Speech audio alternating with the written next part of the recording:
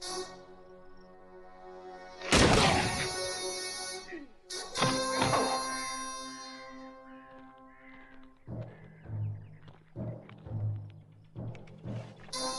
law. You don't ever bring him in alive, now do you, Jamie? Not when there's 3 of them and 1 of me.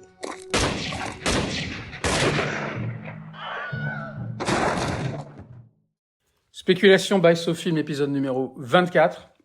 Nous sommes au début du mois d'août et les studios de Radio Campus étant fermés, c'est dans l'Eldorado, dans la salle numéro 3, évidemment, vite que nous enregistrons cet épisode. Et c'est moi qui ouvre, et non pas Mathias Schucker comme d'habitude, parce qu'on va commencer par un petit retour sur l'arrêt essai.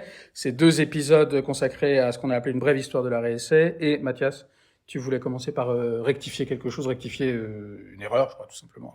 Oui, absolument. On nous a fait remarquer à juste titre qu'une erreur s'était glissée dans mon discours, et c'est quand même pas une petite erreur, puisque on a longuement parlé quand même de l'UGC Ciné-Cité Léal, que j'ai présenté comme la salle arrêt essai la plus puissante de France. Or, c'est une salle qui n'est pas classée arrêt essai. Alors moi, je le pensais naïvement, sans avoir vérifié, mais il se trouve qu'elle n'est pas classée arrêt essai parce qu'elle diffuse en fait un spectre tellement large de films qu'évidemment elle sort des pourcentages de films recommandés nécessaires au classement de la salle. En revanche, et je crois que mon discours tient tout de même, en revanche, il s'agit du plus gros diffuseur de films arrêt essai du pays, puisque il y a tellement d'écrans, et cette salle est tellement puissante, elle fait tellement d'entrées à Paris qu'elle est de manière mécanique devant toutes les autres en termes de nombre de séances arrêt essai à l'année. Voilà. D'accord. Bon. Dont acte. Alors, un mot encore sur l'arrêt essai. Ces 2 numéros, ces 2 émissions du podcast semblent avoir intéressé. Et comme c'est un thème qui nous intéresse quand même énormément, non seulement toi, non seulement le métier, mais moi aussi, on va poursuivre un peu au gré des occasions, des invitations, des gens avec qui on peut discuter. On va poursuivre sans doute avec d'autres exploitants. Voilà, donc à suivre. Mathias, je te repasse la parole pour introduire le thème du jour. Donc aujourd'hui, nous abordons la trilogie, 3 films de Ti West, jeune cinéaste américain. Les films s'appellent respectivement dans leur ordre de sortie, X, Pearl, qui n'est pas sorti en salle mais sorti sur des plateformes, et enfin Maxine. Maxine, donc qui vient de sortir en salle et dont on a montré le film qui était suivi d'une discussion ici à l'Eldorado il y a quelques jours. Oui, alors je précise à toutes fins utiles que c'était une discussion à laquelle moi je participe. Enfin, j'étais pas cette fois, comme ça peut arriver par ailleurs, mais c'était le commissariat au bon plan, c'est ça? C'est exactement, oui. Qui ont l'habitude d'animer des séances plutôt de cinéma d'horreur, je crois. Voilà, c'est ça. Et effectivement, Ti West les intéresse. Ils avaient déjà repéré X bien avant moi. D'ailleurs, ils ont repéré ce cinéaste bien avant moi. Et ils l'avaient déjà montré et discuté en salle au printemps. Et il s'agissait de poursuivre le travail. Alors malheureusement, on n'a pas pu montrer Pearl, qui n'est pas sorti en salle, mais on a pu le voir heureusement là pour préparer cette émission. Et effectivement, moi je crois que c'est un cinéaste que je découvre et qui manque pas d'intérêt. Ça c'est la moindre des choses, la moindre des choses qu'on puisse dire. Et peut-être pour commencer à rentrer quelque part, les 3 films sont reliés de manière assez, moi je trouve assez belle, mais 3 époques différentes. 2 personnages féminins principaux, Maxine, jeune femme, jeune actrice, qui vient de l'industrie du porno et qui souhaite basculer dans un autre genre mineur finalement, c'est-à-dire le film fantastique ou le film d'horreur. Film d'horreur, ouais. Voilà, elle essaie comme une avancée sociale finalement, de changer de genre, quoi. Et puis l'autre personnage féminin au cœur notamment de Pearl, mais qu'on voit également dans le premier volet X, il s'agit de Pearl et une dame qui elle est plutôt, dont l'époque se situe au début du siècle et qui elle aussi rêvait d'être actrice. Danseuse, actrice, elle n'a pas pu réaliser ce rêve. Elle est restée dans son Texas, un peu rural, toute sa vie, et il se trouve qu'elle est devenue extrêmement dangereuse puisqu'elle a la fâcheuse habitude de tuer les gens, notamment les gens qui, selon elle, entrent en contradiction, avec son ambition. Voilà. Ce qu'on peut peut-être dire pour mettre 2 ou 3 choses au point. on peut tout à fait voir Maxine sans avoir vu les deux précédents. En termes de récit, ça pose aucun problème. En revanche, pour la compréhension du projet d'ensemble, je trouve qu'il est quand même très profitable d'avoir vu les deux précédents. En particulier, quand on voit une certaine scène, la scène du moulage, dont on reparlera tout à l'heure, parce qu'il me semble que c'est peut-être la plus belle scène du film. Mais si on reprend les 3 films de la trilogie, donc X se passe en 1979. Maxine, qui est interprétée par Mia Goth, je crois que tout le monde le sait aujourd'hui, fait partie d'un groupe qui décide de tourner un film porno dans la grange qu'on lui loue à bas prix et qui est loué effectivement par ce couple de vieillards, parce qu'on peut le dire, constitué par Pearl. Je crois que son mari s'appelle Howard. Donc là, c'est un peu une sorte ça se donne un peu comme une ressucée de Massacre à la tronçonneuse, bien que, et je le précise tout de suite pour ceux à qui ça pourrait faire obstacle, ce qui est un peu parfois mon cas, c'est des films qui sont finalement assez peu horrifiques, et Maxine l'est encore moins que les deux précédents. Donc ça c'est X, le tournage du film porno, emmené par un réalisateur qui veut faire du porno d'art, disons du porno d'auteur plutôt. Tout ça va très très mal, va mal tourner, comme on peut s'y attendre, lorsque entre l'équipe qui tourne le film et Pearl et son mari, les choses, voilà. Enfin bon, bref. Pearl, qui se passe, donc tu l'as dit, un peu en 1918, raconte l'histoire de Pearl, jouée toujours par Mia Goth, qui effectivement, comme tu l'as dit, veut faire du cinéma. Là, on est plutôt, disons, dans la tradition cabaret, comédie musicale, le passage de la scène au cinéma. C'est très dommage. Je trouve que ce film a été diffusé directement, soit allé directement en VOD, pardon. C'est sans doute des 3, je trouve, le film le plus fort, le film le plus fort. Vraiment, il y a des choses assez extraordinaires dans Pearl, je trouve. Et puis Maxine, bon, qui se passe en 1985, donc 6 années après les événements de 79, et où Maxine, ex-star du porno, veut réussir dans le cinéma mainstream, et la percée qu'elle trouve, avant, on imagine, de faire du mainstream, c'est de tourner dans un film d'horreur, quoi. Voilà un peu ce qu'on peut... Alors, bon, l'a-t-on dit déjà, à mon avis, ce 3e film est sans doute le plus faible de la trilogie. Je pense pour une raison qu'on peut supposer assez simple. C'est que je trouve que les 2 précédents ont une manière très fine de parler du cinéma, puisque ni l'un ni l'autre ne se situe vraiment dans le milieu du cinéma, bien que dans Pearl, il y a un projectionniste, enfin, il y a des gens qui travaillent dans le cinéma, alors que le 3e est peut-être, d'une certaine manière, trop vite de plein pied avec le milieu du cinéma et moins surprenant. Voilà. Cela étant, moi aussi, j'ai découvert les films très très récemment, là, parce que quand j'ai vu que Maxine allait sortir, et puis on s'est dit que ce serait bien quand même de parler de ce film qui est un peu le film de l'été, au milieu d'une saison qui est toujours un peu désertée, et qui l'est d'autant plus avec les Jeux Olympiques, donc on s'est un peu précipité pour rattraper, ce qui n'a pas non plus été un exploit digne de médaille. Cela étant, moi je pense que ce type, c'est vraiment un cinéaste. Voilà, la proposition vaut ce qu'elle vaut, mais c'est vrai, c'est vraiment un cinéaste. Bon, moi je partirais d'une chose, que je vais essayer je vais partir d'une chose, puis après je vais te repasser la parole, je la développerai dans un deuxième temps. À la fin de X est construit en flashback. Chacun des 3 films ouvre de la même manière, par une sorte de porte ouverte, qui est un jeu, en fait, assez... C'est quand même quelqu'un de vraiment intelligent, je pense, c'est encore une fois un cinéaste, qui est une porte qui s'ouvre et puis qui s'ouvre un peu plus, qui est tout de suite une manière de jouer, si on peut dire ça comme ça, ou de faire réfléchir sur le rapport entre les différents formats d'écran, les formats d'aujourd'hui très larges, le format plutôt d'avant qui l'était un peu moins, etc. Bon. Et donc, X est un flashback simplement de 24 heures en arrière qui revient sur le massacre dont on voit au début les traces, quoi. Donc il y a un flic qui arrive et qui constate ce qui s'est passé. Et on ne voit pas à ce moment-là, mais on voit bien que c'est horrifique. Et puis le film a lieu, le massacre a lieu, et la fin, le film se termine comme ça. Un des collègues du flic en chef lui apporte la caméra avec laquelle a été tourné le film d'horreur, le lui tend et lui dit « Je me demande bien ce qu'il y a là-dessus ». Et dernière réplique du film, je crois, le flic, qui a un air un peu à la fois débonnaire et sévère, dit « D'après ce que j'ai compris, ou d'après ce qu'on a vu, it must be a fucking horror film. » C'est sans doute un putain de film d'horreur, disons. Alors évidemment, moi, ce moment m'a frappé pour plusieurs raisons, puis encore une fois, je te repasse la parole. D'une part, parce que l'objet, alors là, très explicite, de Ti West, c'est vraiment le rapport et même la co-appartenance entre cinéma d'horreur et cinéma porno. Bon. C'est-à-dire que là, ces gens ont cru tourner un cinéma porno, un film porno, mais en fait, ils se sont retrouvés dans un film d'horreur. Bon, c'est très clair de cette manière. C'est dit de façon extrêmement claire. Et lorsque dans Pearl, on reviendra en 1918, on retrouvera, ou on trouvera plutôt déjà du cinéma porno, ce qui est quand même assez inattendu, historiquement tout à fait possible, mais quand même inattendu à cette époque.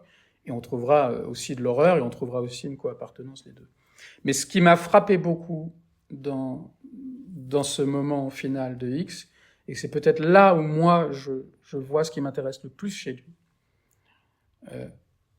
à côté de choses qu'on a quand même déjà beaucoup vues, le film dans le film, l'écran dans l'écran, le discours sur le cinéma qui est à la fois miroir aux alouettes, mais en même temps totalement évidemment fascinant, enfin cette espèce de méta-cinéma dont on nous a trop abreuvé, je trouve, ou même rebattu les oreilles pendant les années 80 et 90.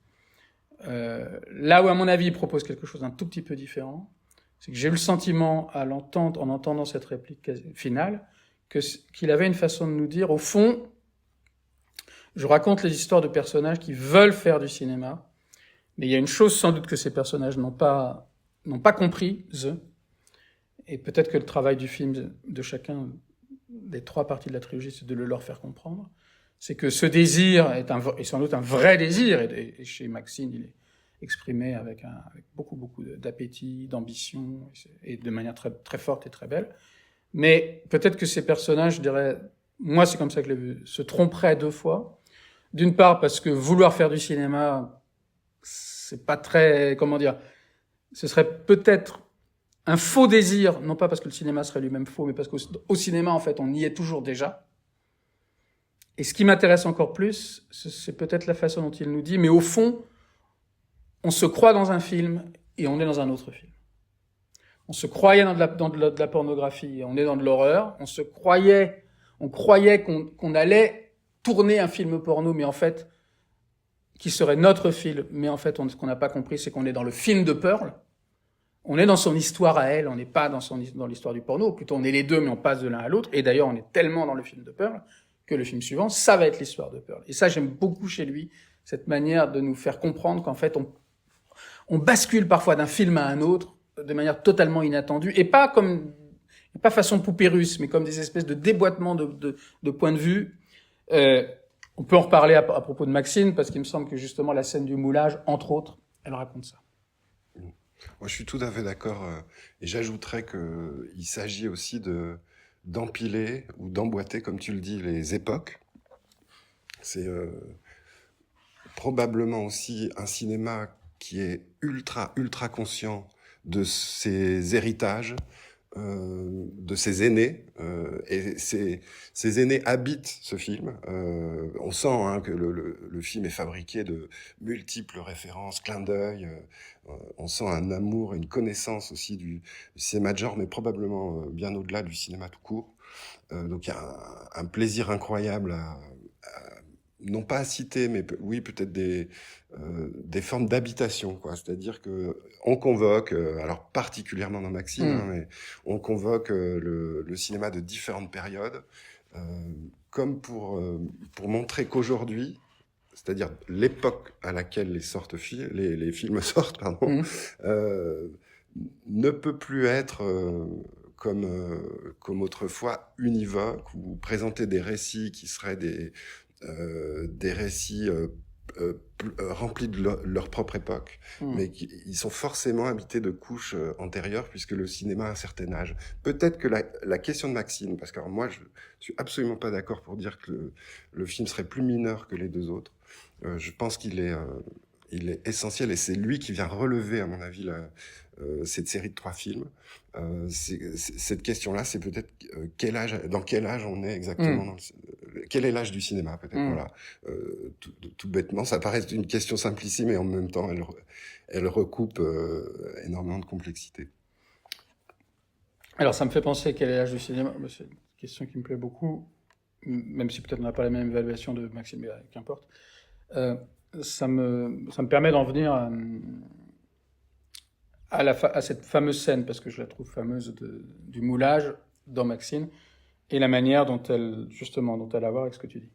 Lorsque j'ai vu X, et que j'ai vu le personnage de Pearl, qui est une vieillarde, je pense qu'il n'y a pas d'autre mot, mais animée quand même d'un très fort désir, et là vraiment désir sexuel pour son mari. Donc c'est des choses qu'on voit quand même rarement au cinéma, c'est-à-dire qu'on la voit, le désir qu'elle a pour Maxine, mais le désir qu'elle a pour son mari, de manière très lascive.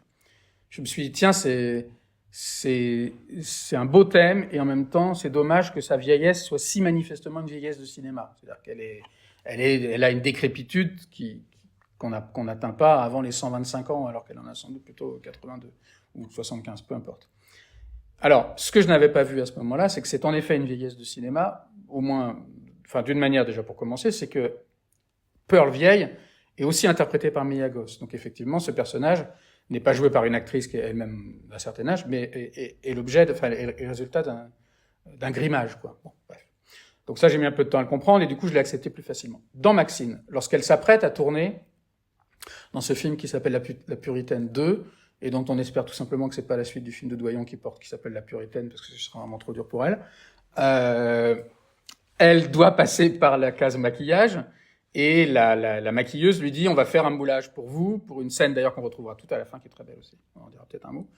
Et donc on lui fait couler je sais pas ce que c'est exactement, enfin c'est pas de la cire, mais enfin c'est un truc qui va lui faire un moulage voilà. Et elle étouffe dessous, la jeune Maxine, qui est pourtant un personnage assez téméraire, et je sais pas quoi, le truc se met un peu à couler, et il se passe un truc là que je trouve très, très intéressant, enfin, je trouve vraiment très fort, bien que, à mon avis, la scène est un peu bâclée, mais alors d'abord, il se passe un truc que fait Ti West dans tous ses films, c'est qu'il y a une espèce de transport par le montage, enfin, d'effet à distance, disons, c'est qu'elle a des flashs de la vieille Pearl, d'où ma petite note pour commencer, je pense que c'est mieux d'avoir vu X et Pearl, parce qu'on comprend à quoi ça la renvoie.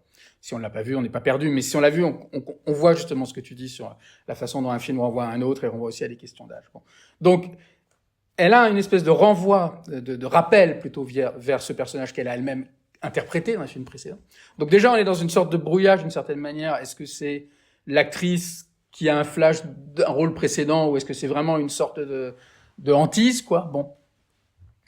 Et ça, j'aime beaucoup. C'est comme si elle était retransportée dans un autre film, qui est le film de Pearl, qui d'une certaine façon est le sien, puisque c'est elle qui l'interprète, le personnage, mais qui n'est pas le sien quand même. Et puis, il y a aussi, et moi, c'est une chose que j'apprécie chez lui à certains moments, parce que je pense que c'est une opération peut-être deux opérations un peu différentes, ce que je décrivais là, être dans le film de l'autre, et dans une certaine manière. Il y a aussi un aperçu très, plutôt que documentaire, je dirais matériel, voire matérialiste au vrai sens du terme, de comment on fabrique des choses au cinéma. C'est-à-dire que il y a un côté hantise, mais il y a aussi un côté, vous voyez, c'est comme ça qu'on l'a fait. C'est comme ça qu'on l'a fait, la vieille Pearl. C'est avec ce genre de truc. Donc il y a un truc comme ça de fabrication d'artifices sur le maquillage, et en même temps de peur réelle que je trouve qui m'a vraiment saisi. Et que je retrouve d'une certaine façon dans une scène du film qui peut passer un peu inaperçue, ou plutôt qui peut passer aperçue pour une mauvaise raison, parce qu'elle souligne trop, qui est la poursuite entre Maxine et le détective privé joué par Kevin Bacon. D'abord, autour de la maison de psychose. Donc ça, je pense que ça peut un peu obnubiler le regard. Mais ce qui est beaucoup plus réussi, je trouve, c'est le caractère grotesque de cette dispute, où on les voit sortir d'un décor. Lui, il court d'une manière qui ressemble à rien. Elle rentre dans un décor. Il sort d'un décor. Et tout à coup, moi, ce que j'ai aimé dans cette scène, c'est son caractère grotesque. C'est-à-dire que ça ne lui fait pas du tout peur. Et comment elle fait remonter l'aspect de carton-pâte des décors. C'est-à-dire qu'ils se poursuivent exactement comme des millions de poursuites qu'on aurait vues dans des maisons. On ouvre une fenêtre, on part, machin. Mais c'est dans un décor. Donc c'est le seul moment, puisque je sais que la comparaison est faite, c'est le seul moment où j'ai retrouvé, alors pour moi c'est sans commune mesure, mais je pense que tout le monde le sait maintenant, où j'ai retrouvé un peu du film de Tarantino, Once Upon a Time in Hollywood, c'est-à-dire un truc d'approche d'approche vraiment matérielle et de passion matérielle pour ce qu'est le cinéma, dans cette poursuite qui est complètement qui est tout à fait en plein jour, donc qui n'a absolument rien pour faire peur. De toute façon, elle a beaucoup d'avance sur lui. Lui, il arrive à peine à courir, mais qui nous montre tout à coup une espèce d'envers du décor, mais pas dans le sens horrifique du terme, mais dans le sens très fade, quoi. Voilà. Et ça m'a, je dois dire que ça m'a beaucoup plus intéressé que cette espèce qui est aussi, et là j'aborde un autre aspect, juste comme ça pour le lancer, que c'est quelque chose qui est évidemment beaucoup dans le film aussi, qui est une sorte de remake de Body Double, si on peut dire, ou de variation autour de Body Double. Body Double étant lui-même évidemment une variation déjà sur le croisement entre Fenêtre sur Cour et Vertigo. Bon, il y a beaucoup de clins d'œil, ça se passe en 85, alors que Body Double c'est 84. On entend Welcome to the Pleasure Dome de Frankie Goes to Hollywood, là où on entend les Relax de Frankie Goes to Hollywood, sur le même album d'ailleurs, bref, qui s'appelle Welcome to the Pleasure Dome, je crois. Donc il y a beaucoup de choses là-dessus, comme une sorte de truc maniériste. Là, bon, en même temps cet aspect, pardon, je dis beaucoup de choses à la fois. En même temps cet aspect matériel, il est aussi chez De Palma. Bref. Et la comparaison avec Tarantino, je me permets de te poser la question parce j'ai vu que dans la presse, elle était quand même relativement souvent citée. Pourquoi, à ton sens, elle s'arrête à cette matérialité, qu'elle va pas parce qu'il y a quelque chose qui pourrait paraître commun comme ça à première vue, c'est comme notamment un plaisir à se balader dans les possibilités et l'histoire du cinéma, une espèce de jeu quoi qui est très réussi quand même là dans la trilogie de Ti West. Ouais, alors pour moi, là, hormis le fait que je trouve que le film Tarantino est bien au-dessus, mais c'est peut-être pas le sujet, je dirais peut-être deux choses, ou une, peu importe. Dans le film de Tarantino, à mon sens, il n'y a pas il n'y a pas l'once d'un envers du rêve, ou du rêve américain, ou du rêve hollywoodien. C'est vraiment un film d'amour pour Los Angeles et pour le cinéma, alors dans lequel il se passe des choses pas toujours souriantes, mais c'est vraiment un film de passion pour la ville, pour le cinéma, pour les salles de cinéma. C'est quelqu'un dont on voit à quel point il aime à la fois la ville, et ça on le voit encore plus d'ailleurs dans les livres qu'il a écrits, et notamment dans le roman qu'il a fait, et qui est très différent du film et qu'il faut lire. Tarantino, c'est quelqu'un il aime les acteurs, il aime tout dans le cinéma. Là aussi, bien sûr, je dis pas que c'est quelqu'un qui aime pas le cinéma, c'est présent aussi, mais quand même renversé un peu par une vision horrifique, et par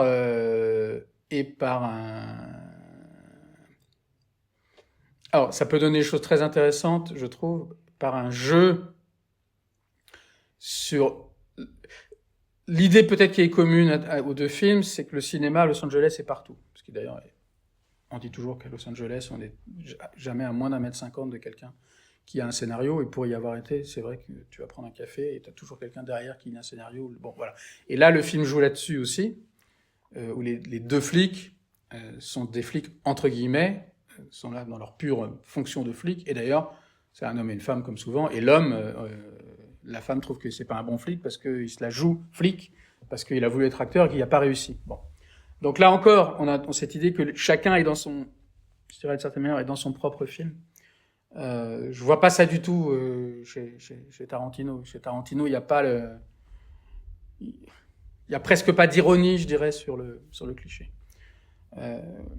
Bon, je sais pas si, oui, voilà. Je pense que c'est très différent. Et puis le film de Tarantino, il est aussi un certain développement de son propre itinéraire à lui, où ce qui l'intéresse désormais, c'est de faire des films qui sont de plus en plus linéaires, avec de moins en moins de jeux sur la chronologie du récit, alors que là, le film s'emboîte, et comme on l'a dit, emboîte beaucoup de choses.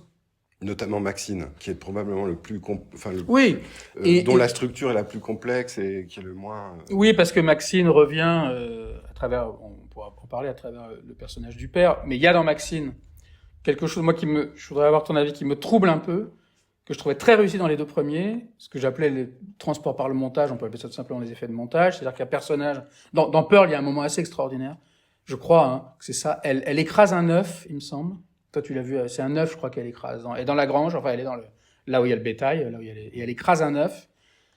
Et ça enchaîne tout de suite sur un plan de son mari, dont elle attend le retour, qui est à la guerre, et qui explose comme si voilà. Et il y a plusieurs reprises une sorte d'effet. Alors là, si on pense à De Palma, on pourrait penser un peu d'effet télékinésique, sauf que dans Carrie, c'est des gens qui sont quand même vraiment des personnages du film. Là, c'est une pure vision, si on peut dire. Et à plusieurs reprises, il se passe ça.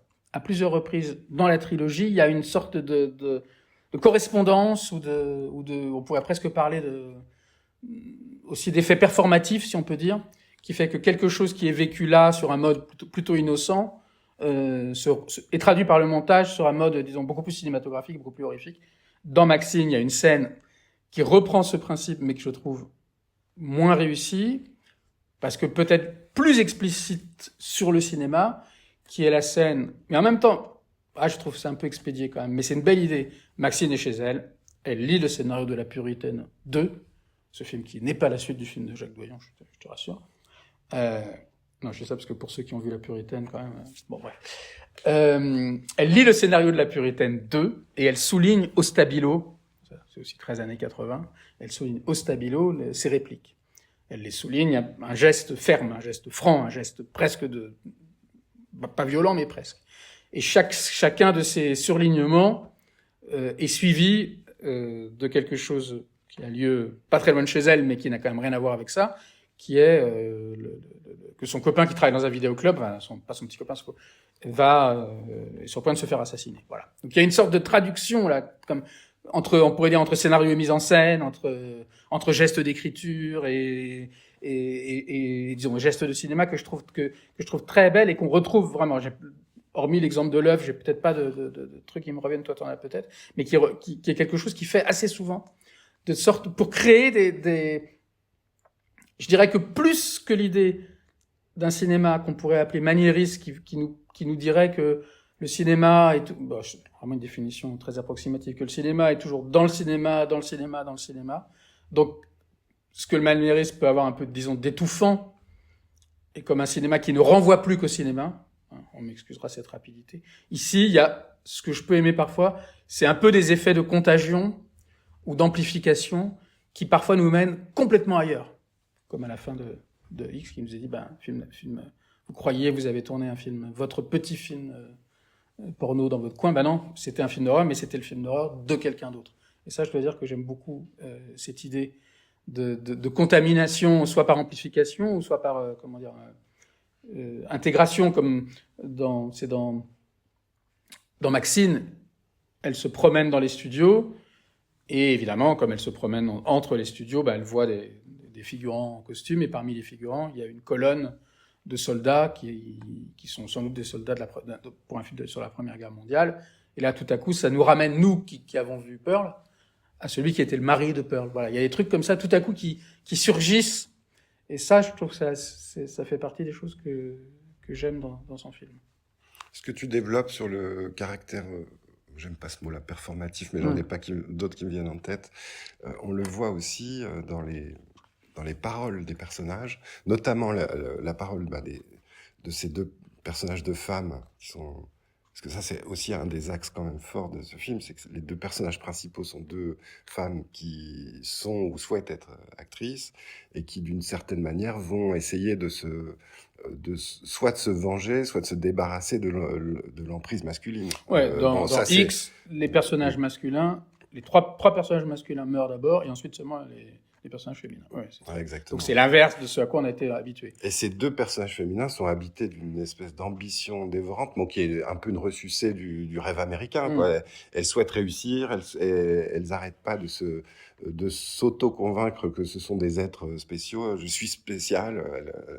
Les deux le disent. Bien sûr. Et elles ont comme ça des slogans qui reviennent. Et tout comme le père, dont on n'a pas encore parlé, le père de Maxine, qui est une espèce de prédicateur devenu complètement taré et donc tueur en série, en plus avec une armée de sbires là, à sa botte. Lui aussi, il a ce côté, je vais annoncer une prophétie qui va se réaliser. Il appelle ça une intervention divine, mais qui n'est que finalement une intervention humaine, la sienne. Il l'annonce et il la réalise lui-même et il appelle ça intervention divine. Ouais, alors je ferai deux remarques. quand finalement, hein, pardon pour ceux qui vont découvrir, mais bon, quand finalement on comprend que l'homme qui est aux trousses de Maxine est son père, donc une espèce de télé-évangéliste, mais qui aussi est à l'origine de sa vocation, puisque c'est lui qui lui a mis dans la tête l'idée que je n'accepterai pas une vie que je ne mérite pas, qui est donc son slogan.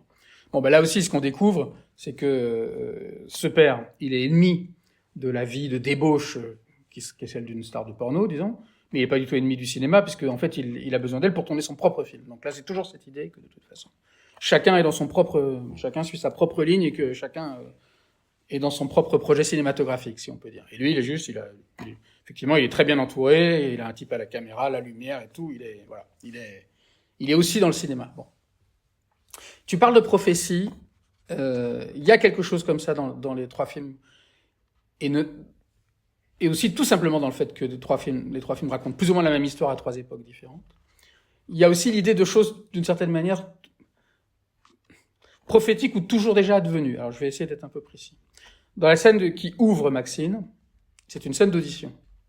Et elle est plutôt pas mal, cette scène d'audition. Ouais, il se passe un truc qu'on a vu dans d'autres films, c'est-à-dire qu'elle joue, on lui demande de jouer une scène où elle a très peur. Évidemment, nous qui avons vu les films précédents, on comprend que cette peur, qu'elle arrive là à jouer, elle l'attire pas simplement de son talent d'actrice, mais parce que la peur, elle la connaît. Bon, voilà. Et puis, note intéressante, les gens qui l'examinent, dont Elisabeth Debicki, qui joue la réalisatrice, commencent à lui faire un petit peu la morale en lui disant « Tu vas jouer dans un film d'horreur, attention, c'est pas quand même pas un film porno, hein. Ici, nous, on n'est pas des cochons. » Mais arrivé à la fin de l'audition, lui disent quand même « Tu peux nous montrer tes seins ?» Bon, ce qu'elle fait, évidemment, sans broncher, parce qu'elle a l'habitude. Nous, on les voit pas à ce moment-là, mais bon, c'est quand même toujours un rappel que, en gros, partout où qu'on aille, il s'agit quand même de pornographie. Bon. Mais beaucoup plus tard dans le film, au moment où Maxine est en train de triompher, parce que pendant tout un moment, elle est un peu à la peine, disons, au moment où elle est en train de triompher, il y a un retour sur cette scène, sur la fin de la scène qu'on n'a pas vue. Enfin, la quasi-fin, parce qu'on l'a vu sortir, Maxine, de trucs en disant à tout le monde, c'est pas toutes les filles qui attendent pour passer après elle. C'est pas la peine, vous aurez pas le rôle, j'ai tué le game, en gros. Mais on voit ce qui s'est passé juste avant, elle se lève de sa chaise, et ce qui est curieux, et ça je vais y revenir aussi, c'est que l'image qu'on voit est en noir et blanc, différente de ce qu'on avait vu avant. Donc, comme déjà dans un film, et où elle dit, se levant de sa chaise, elle dit, vous devriez me prendre. Pourquoi? Because I'm a fucking star. Et c'était au moment où elle ne l'était pas, où elle l'était simplement par le porno. Et ce moment revient alors qu'elle est en train vraiment de devenir une star. Donc il y a toujours cette idée d'une espèce de conviction presque mystique, quoi, presque effectivement autoréalisatrice, auquel le film va donner raison, mais comme de quelque chose qui, effectivement, comme à propos de quelque chose qui a toujours existé, d'une certaine façon. D'autant plus que cette scène est le miroir ou le reflet ou la réplique d'une audition qu'on voit dans le film Pearl.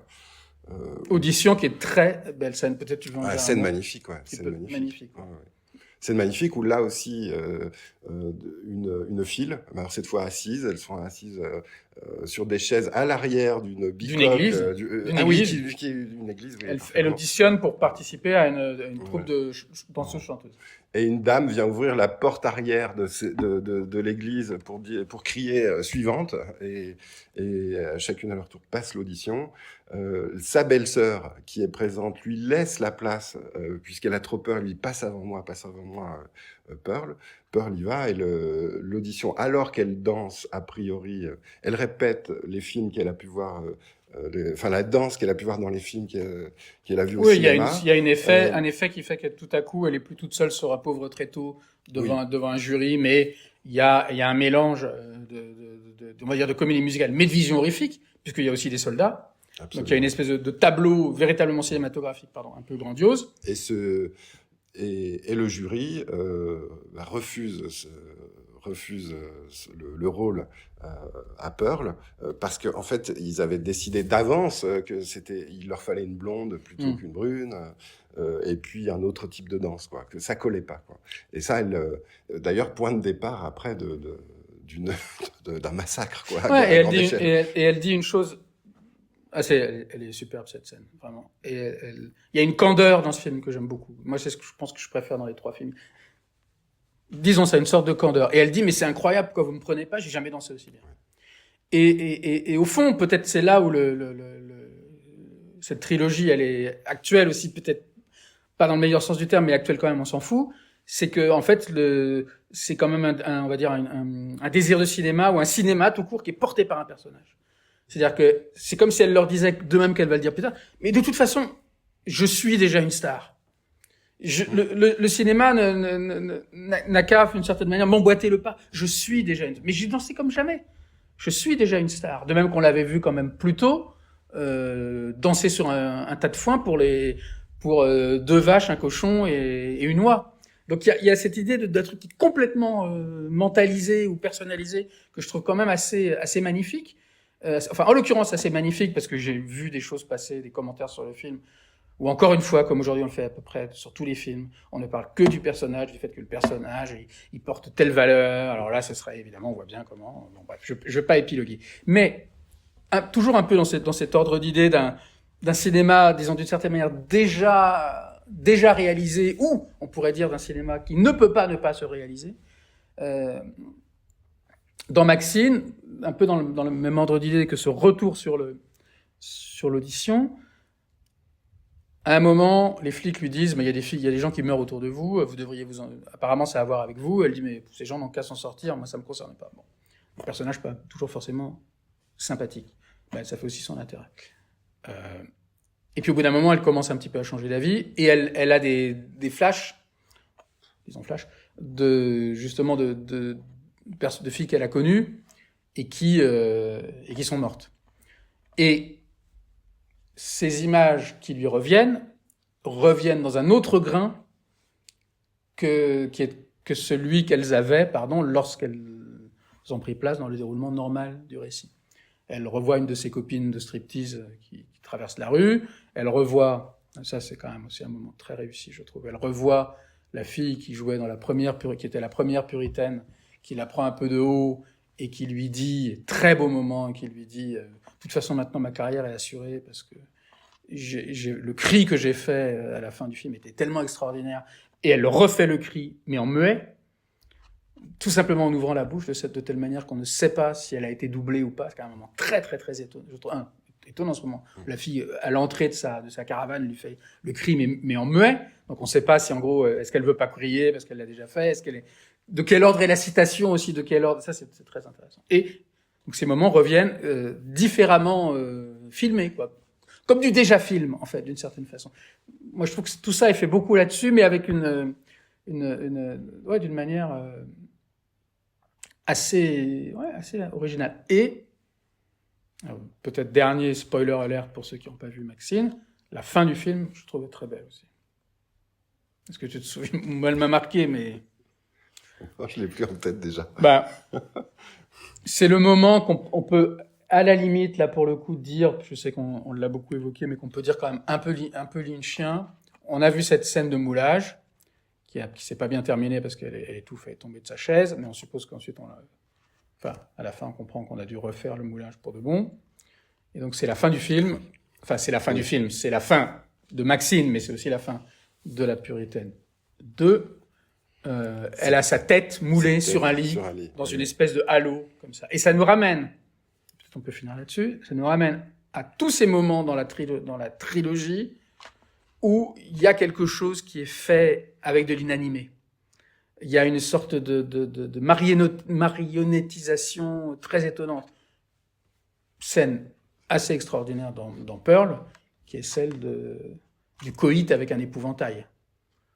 Où elle est sur son vélo, je crois, elle aperçoit un épouvantail au bord de la route que peut-être elle n'avait pas vu jusque-là ou qu'elle n'avait pas prêté attention. Un épouvantail donc dans une position aussi crucifiée, les bras en croix, et elle monte pour se coller à lui, un peu, on comprend-on au départ dans une espèce de geste de défi de plus, du genre toi t'es là-haut, mais en fait c'est moi qui vais être là-haut, et puis je crois qu'elle fait tomber sans faire, du coup le type tombe, la marionnette, l'homme rempli de foin tombe, et il est sur le dos, et elle simule un coït avec lui. Plus ou moins, on ne sait pas d'ailleurs jusqu'à quel degré elle simule. C'est très très très étonnant, et elle finit d'ailleurs par lui emprunter, je crois que c'est à lui qu'elle prend le chapeau melon. Oui.